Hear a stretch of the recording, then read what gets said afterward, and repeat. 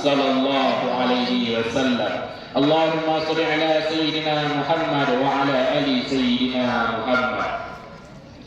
Bapak Ibu serta teman-teman dan adik-adik dimuliakan Allah Subhanahu wa taala.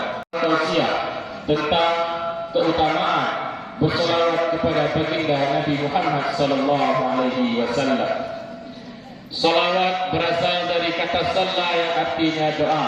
Adapun dilihat dari segi istilahnya, salawat bermakna doa dan pujian untuk penutup para nabi, yakni untuk Nabi besar Muhammad sallallahu alaihi wasallam. Salah seorang ulama tafsir yang bernama Ibnu Katsir mendefinisikan bahwa salawat adalah pemberian rahmat dan kemuliaan.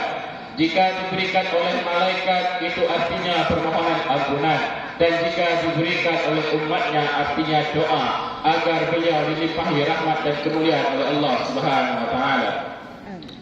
Salawat merupakan bentuk cinta umat muslim kepada baginda Rasulullah sallallahu alaihi wasallam, karena melalui salawat umat Islam memberikan pujian sekaligus doa kepada Nabi yang bernilai pahala.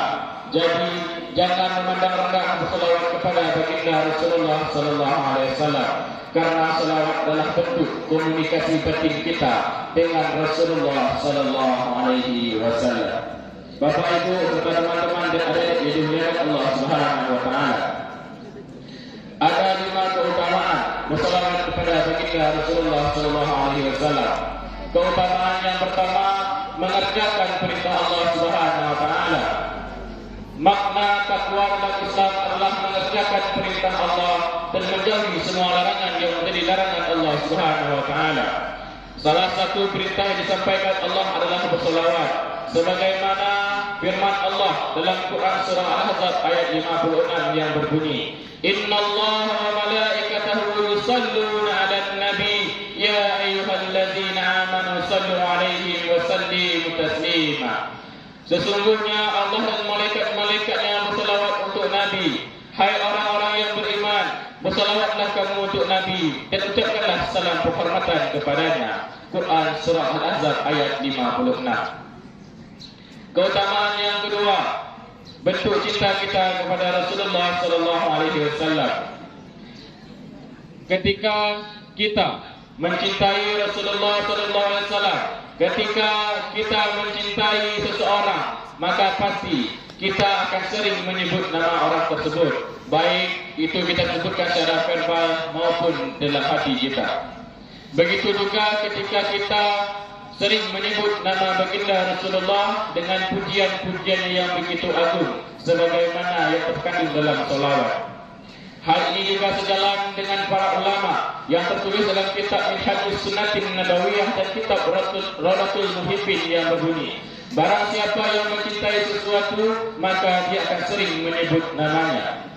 Keutamaan yang ketiga, meraih 10 pujian dari Allah Subhanahu wa taala.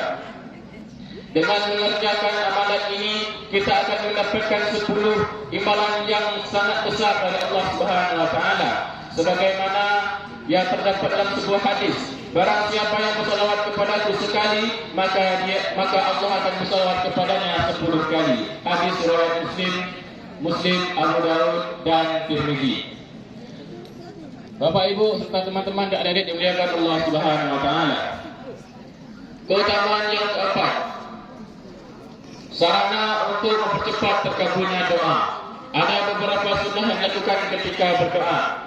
Dimulai dengan beristighfar, memuji nama Allah Subhanahu wa taala dan membaca salawat atas Nabi sallallahu alaihi wasallam. Doa tidak akan sampai ke pintu langit sebelum dibacakannya salawat atas Nabi sallallahu alaihi wasallam. Keutamaan yang kelima, sarana untuk mendapatkan syafaat Rasulullah sallallahu alaihi wasallam. Semua orang, khususnya kaum muslimin dan muslimat, pasti ingin mendapatkan syafaat baginda Rasulullah sallallahu alaihi wasallam, dan salah satu caranya adalah dengan berselawat.